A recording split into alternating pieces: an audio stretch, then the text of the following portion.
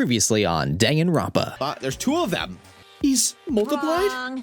Nope. Not multiplication. It just looks that way because of an illusion. I'm moving so fast. It only looks like I've multiplied. I've watched The Flash on the CW, and this happens. If you move so fast, you basically create a speed phantom. I forgot what they're actually called, but it might be like a speed phantom. All right, guys.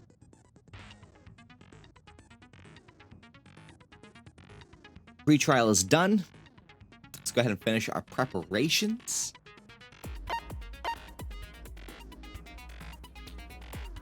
We did turn the music down, I think, last trial, because a lot of the music likes to play over. All rise. Let's begin with a basic explanation of the class trial. So, your votes will determine the results. If you can figure out who done it, then only they will receive punishment.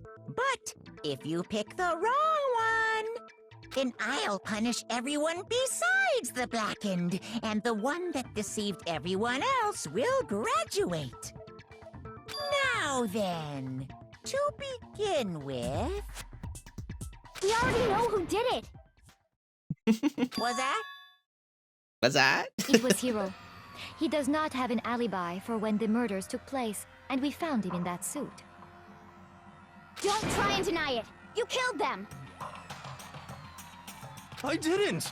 Someone knocked me out! I was asleep the whole time! I don't know anything about it! If he was asleep the whole time, how did they move around him? Like, Murderer! if he was asleep the whole time, how did he move around? How are you calling a murderer? I know, that's sick. Kind of funny. I am sorry to say, Hiro, but we do have evidence. Blueprints for the suit. Parts we assume were used to build it. And all of it was found in your room. You have to admit, the evidence is quite compelling. It points to you as having created the suit and wearing it while committing crime after crime. How many times do I have to tell you? I don't know. I don't know. Hiro, it doesn't look good for you, my man. Is Hiro really the killer, or... Before anything else, we have to make that clear.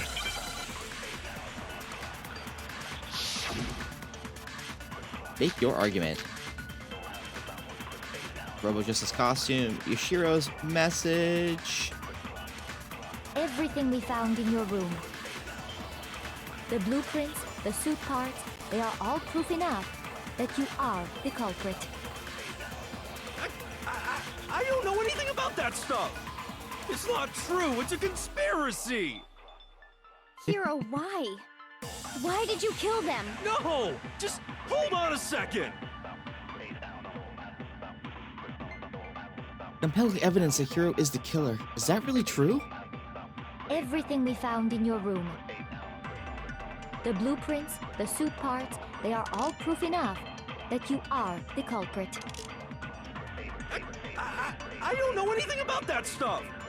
It's not true! It's a conspiracy! Forgot about those. Hiro, why? Why did you kill Those little them? things. No! Just hold on a second! All right, so compelling evidence that Hiro is the killer. All right, so let's start with. Everything we found in your room.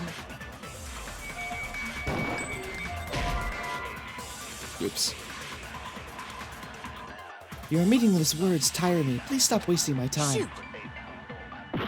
Anything about that one more time? There must be a contradiction in there somewhere. It's gotta be Hiro's Everything we message. found in your room. Oh my god. Shoot! Everything we found in your room. The blueprints, the suit parts, they are all proof. There we go. No, it's wrong. I have like sometimes it's pretty obvious. I mean, this might have been obvious. Sure I just Hiro really haven't finished made my those coffee yet. blueprints? I would say his message has very different handwriting than the blueprints. What do you mean? Well, take a look at this. It's the note that Hiro wrote. asking everyone to meet up after Alter Ego disappeared. The handwriting's obviously different, wouldn't you say? Wouldn't you say? When you compare it to the blueprints. There's no way you could think the same person made both of them. Unless that person made it a point to disguise their handwriting.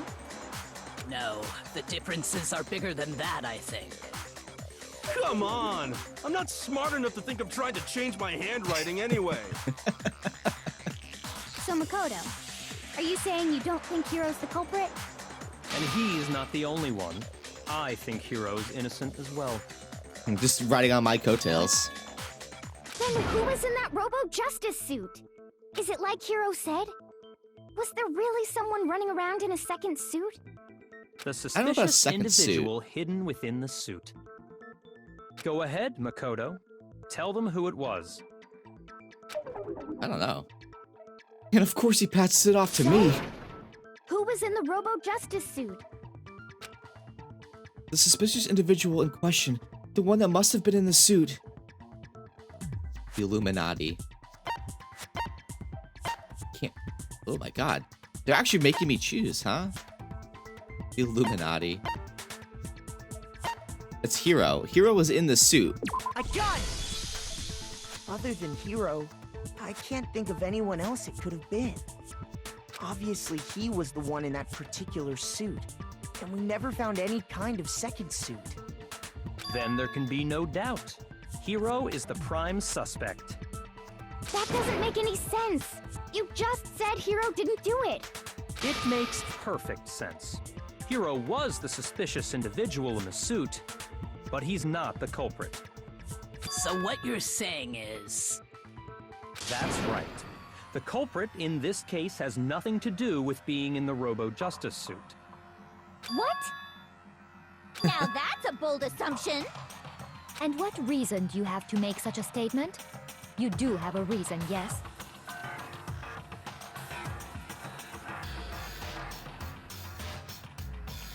Oh my god. My leading theory right now is that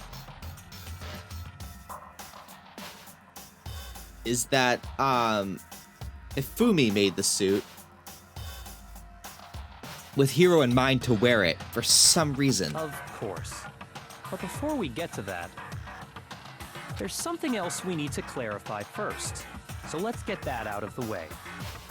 Hey, stop trying to boss us around. All things have a proper order. So what is it? What needs to be clarified? We must clarify the method of transportation for Taka's lifeless body. It would guess. seem that his corpse was moved using certain particular items. I would say finding out whose penmanship that was would be the first. Should be the Makoto, top priority. Can you tell us what they were? The things that were used to move Taka's body. It must have been, I forgot.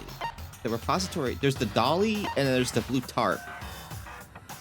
I want to say it was the blue tarp for this one. I got it! Still one more thing. The thing that was used to move Taka's body must have been... Let me just do that? Present key item? I the got dolly? it! They were a dolly and a tarp, right? Oh.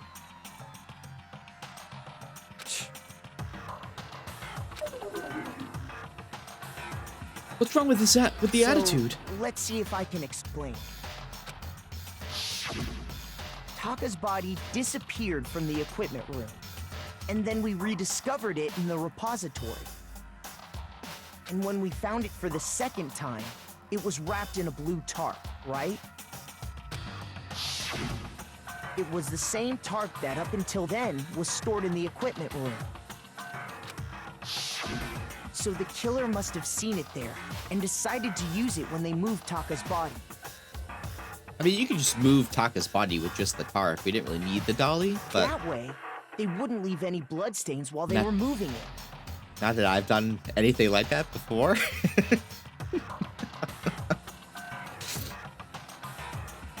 Miles just names himself in an undisclosed case without while trying to solve a a video game case. Okay, that explains the tarp. And the dolly? Oh, here, well, yeah, you would just use the tarp, use rock salt to blah, blah, blah, blah, blah. Same thing. I'm sure the dolly was in the equipment room when we first found Taka's body there. But when the body disappeared, so did the dolly. And one blue tarp. Later, when Taka's body reappeared in the repository, so did the dolly. Is it possible? I don't remember like where Hifumi was. Is it possible Hifumi killed Taka? All right, here's my bold prediction for the rest of this case. Hifumi has, oh my god, Hifumi drugs what's his face? Hero. Somewhat attacks, has Hero attack, what's her face? Celeste. Which is just silly. I don't know why yet. But has him drag away Hifumi. Later, Hifumi, using one of the Justice Hammers, kills Taka in the that back room, whatever. Then injures himself just enough so that he bleeds, or it could not even be his blood; it could be Taka's blood on his head, covering his glasses. He then does that whole like, oh, like, blah blah blah. It was Hero, putting it on Hero, and then later on brings himself up to, like, he's not actually dead, brings himself up to move everyone's body. He wipes off his glasses, moves his body up, yada yada yada, then just lays down. I don't know if he's dead. He might not be dead. Maybe he used the same drug to put what's his face to sleep. I don't know, thinking that he could graduate, because if like they were both in love, or in love with the AI. So it's like one of those things, if you can't have him, or I can't have him, you can't have him type deal. In other words, you Very think bold. They use the dolly to move the body. Am I right? Uh-huh. So we think. But are you sure you are not mistaken? Huh? Are you absolutely positive the dolly was in the equipment room when we found Taka's body? That I don't remember. That dolly I think it made was. specifically for moving large objects between the repository and the art room. It would be very strange indeed to discover it had made its way to the equipment room. Is it not possible that it was in the repository all along, and you simply didn't realize it? She's raised an objection. How do you respond? There is no shame in being wrong. Nobody expects much from you anyway. Wow. We have all accepted the fact that you rarely understand what is going on around you. Is this part of the game, or is she actually talking to me? Well, I never thought anyone sounds so nice while being so mean. But maybe I can change her mind. I could just explain to them why the dolly must have been moved from the equipment room to the repository. The Trail of Blood. A new element has been added to the Truth Bullets, bullet time battles. Would you like to hear more? Absolutely. Let's talk about reloading. Starting with the next bullet time battle, we're gonna add one more ingredient to the recipe. On the bottom of the screen, underneath the tempo marker, you'll see your ammo count. Up until now, there hasn't really been a limit on how to destroy your opponent's statements. But for now, just locking on and pressing the triangle button won't be enough to handle them. Now it will cost you 1 bullet to destroy a single remark. Once you run out of bullets, you can destroy any more statements no matter how locked on you are. However, you can reload by pressing square. Just like locking on, you'll have to press the square button in time with the tempo marker. Basically, just remember that the square button, now has a function along with the X and the triangle buttons. You will automatically reload at the start of fever time, and your ammo will not decrease. Oh no. Oh, but if your action difficulty is set to gentle, you won't have to reload at all. In which case, you can ignore everything I just said. Well then, good luck and have fun. Oh, this is gonna be bad. We usually fail these with the first try anyway, so... I forget which one you do to... You have it wrong. I cannot agree. You are a fool. So pathetic. Lies will get you nowhere. Do your worst. You miserable wretch. I cannot agree. You are a fool. About to run out of bullets. Do your worst. You have it wrong. I cannot agree. You are a fool. Yeah. So pathetic. Oh, reload. Lies will get you nowhere. Do your worst. Yeah, failed. This is gonna be tough. I forgot. Nobody wants to say, oh no, have I already come to the end of the debate? Well then, the class trial is officially adjourned. Now it's time to reveal who the Blacken is. It's Makoto. It always is. Too bad. Is this really? Yeah, let's give it another shot. I refuse to give up yet. Time. Press R1 button to activate fever time, which will consume the focus gauge. During fever time, you will not be required to reload. That's what I want. You have it wrong. I cannot agree. You are a fool. So pathetic. Lies will get you nowhere. Do your worst. You miserable wretch.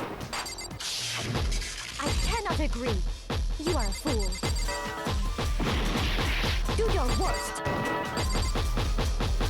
You have it wrong. I cannot agree. You are a fool. So pathetic.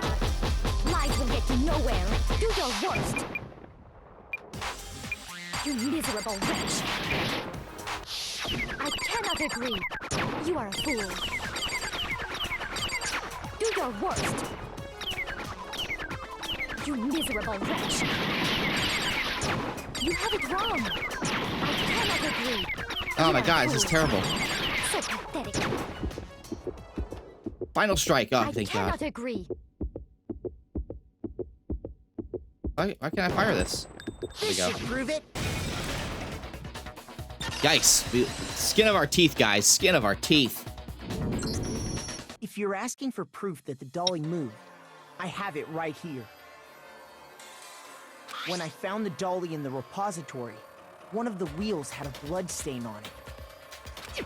There was a pool of blood in the equipment room with a tire mark in it that matched the dolly wheel's tread. The killer probably rolled the dolly through the blood on accident as they wheeled the body out of the room.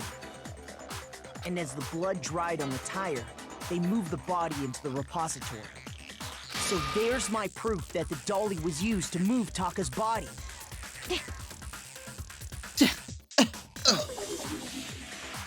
Jeez, does Celeste really hate me that much? Well, anyway, that was just something we had to get out of the way. Let's get back to the main subject. Yeah, the subject of how Robo Justice didn't do it. Because if it's not a killer robot, then what kind of robot is it? I'm not sure that really matters. I'd be happy to explain why the occupant of the suit couldn't possibly be the killer. If you look back on how the body was transported, it will become immediately obvious. But look at how the body was moved. It'd be clear that why the person in the suit couldn't have done it. What does he mean by that? It's because you can't bend at the waist while you're in the suit.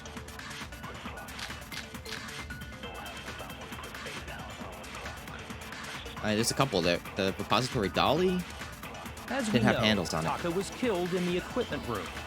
And from there, the body was moved to the repository, correct? Yeah, the culprit wrapped the body in the tarp, then loaded it onto the dolly and wheeled it off, right? Now, keep in mind that the dolly doesn't have a handle. Well, yeah, but even without a handle, all you'd have to do is bend over. No, that's wrong. No, that's wrong. You're absolutely right that you could push a dolly without a handle if you stoop down low. But if you were wearing that suit, do you think you could actually get into a position like that? What do you mean? Think back to what you said when we were all checking out the suit together. Remember? You couldn't bend down.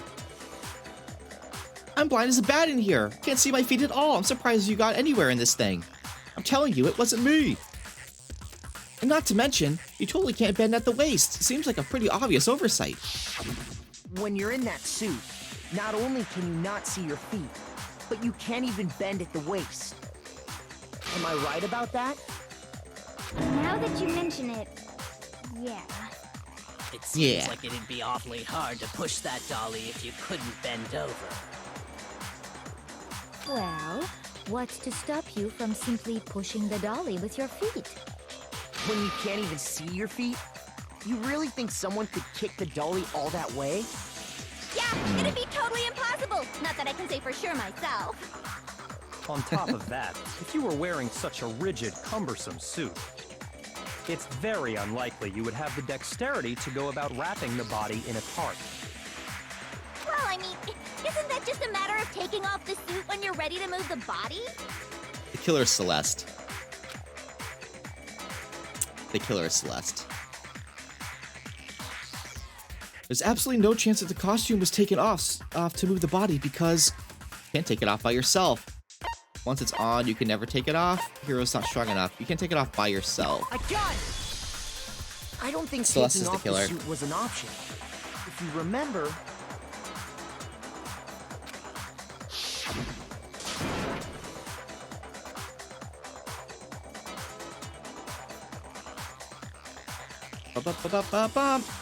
I don't know what's up with this thing, but I can't actually get it off. A little help? Why would you make something like that you can't take off by yourself?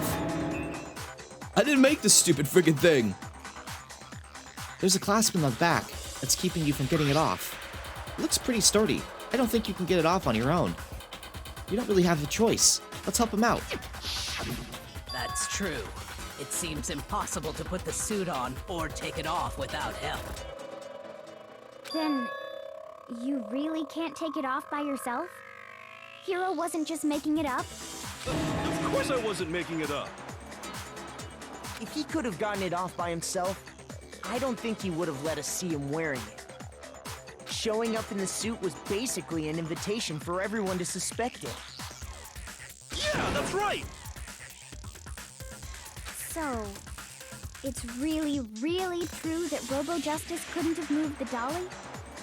To be clear, whoever did move the body, it couldn't have been Hero in the robot suit, correct? No, wait. Just a second, if you please. Have you forgotten about the picture that I took? See, now she's trying to course correct. Get it back on track. You all got a good look at it, did you not? The image of Hifumi being dragged away by Robo Justice? If whoever was in that suit is not the culprit, how do you explain that? Besides, do you remember what the now deceased Hifumi said?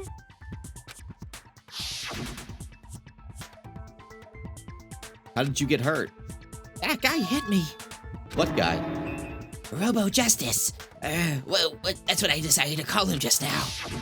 So long as those facts exist, the proper conclusion is beyond question.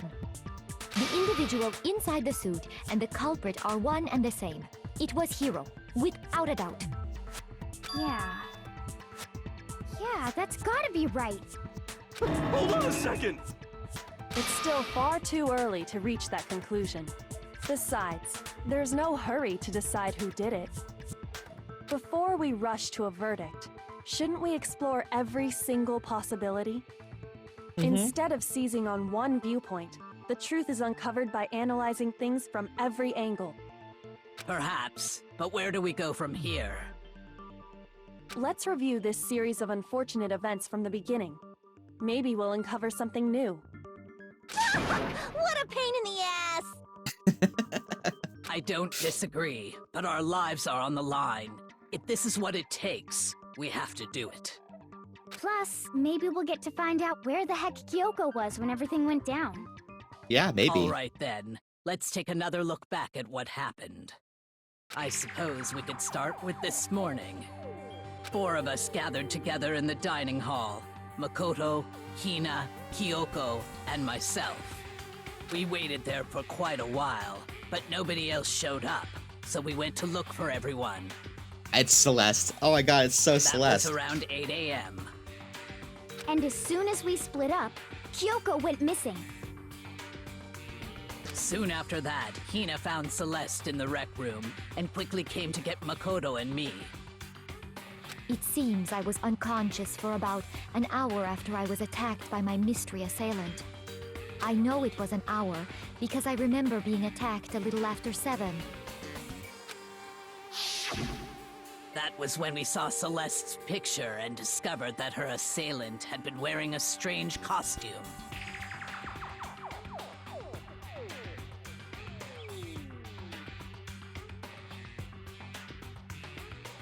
As it turns out, it was Robo-Justice. It also soon became clear that this same Robo-Justice had abducted Hifumi. We were soon joined in our search by Byakuya and Toko, and then went on to find Hifumi in the library. He was injured, so we took him to the nurse's office and resumed our search for the suspect. But not long after leaving the nurse's office...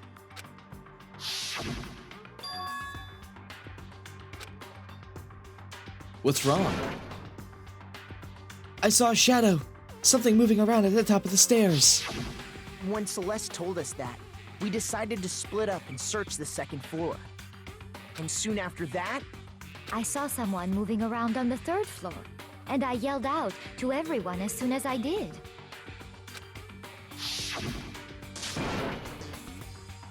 Celeste, what's wrong? That was a rather intense scream for someone like you. I saw him, the strange costumed man. He ran off as soon as I screamed. I was blocking the stairs, so he headed further down into the hallway and disappeared. and then...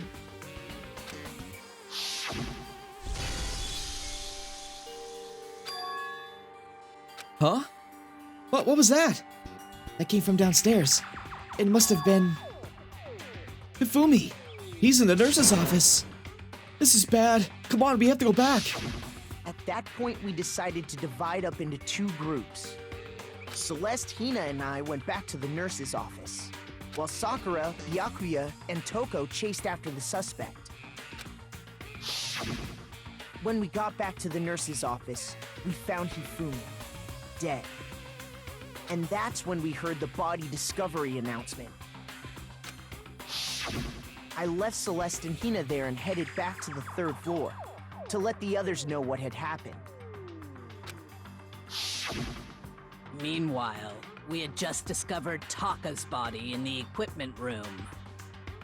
We must have found both bodies at almost exactly the same time, because we heard the same announcement not long after we discovered his body.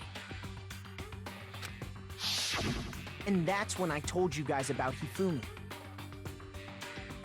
Honestly, like, I have so many theories running through my head. Celeste seems to be the easiest, only because she saw this shadowy figure both times, and she took a photo of the suit. So, I mean, that's like, I guess she was attacked. We didn't see her attacked. So she could have, like, faked the injury herself, or did it to herself. She could have staged the photo, but how would you get Hifumi involved in that, unless she drugged Hifumi as well? And then, like, propped them up and they took the photo? I don't know. So there's that. And then she saw this shadowy figure on different floors. Nobody ever saw the actual suit running around. And then when next we find somebody in the suit, they're stuffed in a locker. So there's that. That's my reasoning for possibly Celeste. It's also possible that Kyoko and Hifumi worked together. They actually killed Taka, but they faked Hifumi's death in order to get him on the outside. So I don't know whether or not, like, what happens to the bodies after you die. Like, whether or not they're, like, you know, whatever. But if it's, like, assumed that Fumi is dead, and because he's very upset about, you know, losing the AI, it's possible that those two work together, and that's why she's been so quiet about it, in order to get him out on the outside. Those are, like, my two leading theories. Then the three of us headed for the nurse's office.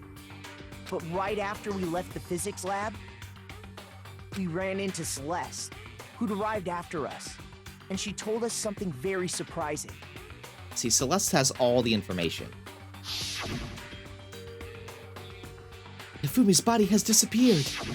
We rushed back to the nurse's office and saw that she was right. So she moved the bodies, then came back and said they Then had we disappeared. remembered we'd left Toko passed out in the equipment room, so we hurried back again.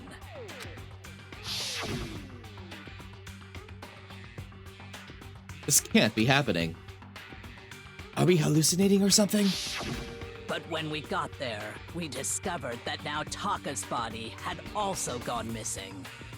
Next thing we knew, we were searching the school for 2 missing dead bodies. And after some time... And that means, like, Hifumi possibly would have, like, moved the body as well, but I don't know. And if they're both together, dead, you know, dead looking, one's dead, the other one's, like, faked death. It's possible they would be discarded together at the same time, possibly, rather than separately. They'd both be looked at as dead bodies, rather than, like, oh, hey, like, this one's, I don't know. Celeste informed us that she'd found the bodies, and we all headed to the repository, which is where we rediscovered the corpses. I think that about covers it. I see. The whole thing sounds exceptionally complicated. We still don't know where the hell you It were. certainly seems to me that these are not a simple series of connected events. Okay, well, if that's true, then what? Rather than a single series of events, I think we have to consider each murder a separate situation. And from there, we can uncover the contradictions surrounding all of them. Now then, let's get started, beginning with what happened to Taka. The contradictions hidden in what happened to Taka. In order to uncover the truth of this case, I have to find them, no matter what. Alright, guys. We'll continue this. We will continue this.